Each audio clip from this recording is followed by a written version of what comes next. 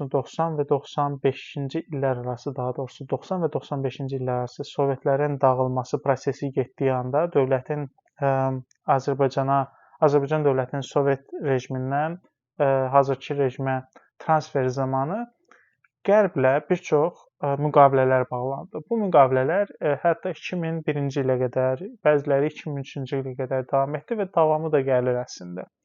Və bu müqavilələrdə Azərbaycana açıq bildirilmişdi ki, rəsmi olaraq siz heç bir bu qaydalara zidd gedə bilməzsiniz. Əgər getsəz, yəni Azərbaycanın rəsmi sənədlərində irqçilik görünsə, Azərbaycanın rəsmi sənədlərində başqa ölkələrin ərazisində iddia görünsə, bu neft müqavilələrinin bağlanması və yəni neft müqavilələrinin tamamilə ləğvi və Azərbaycanın sanksiyalardan hədəf almasını gətirib çıxara bilər. Bu əsas şərt idi Azərbaycanın Qərblə danışıqlarının nəticəsi olaraq. Və Azərbaycan belə bir metoddan istifadə etdi, hansı ki Rusiya ilə də bu baş vermişdi. Yəni Rusiya və digər postsovet ölkələrlə də bu müqavilələr olubdu, bu cür şərtlər irəli sürülübdü. Və Rusiya belə bir taktikadan istifadə etmişdi, Azərbaycan da onu təkrarlayır.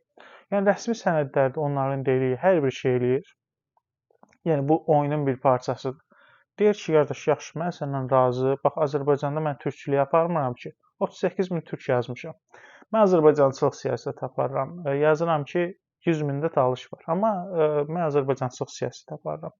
Həmçinin Qarabağ məsələsində mən sülh tərəfdarıyam, amma realda o deyil. Bütün sənədlər belə baxsan Azərbaycana, misal üçün biri 100 il sonra gəlib Azərbaycanda bağlanmış sənədlərə baxsa, digər nə gözəl ölkədir, necə bir yaraşıqlı ölkədir, çox gözəl. Amma real siyasət tamam fərqlidir.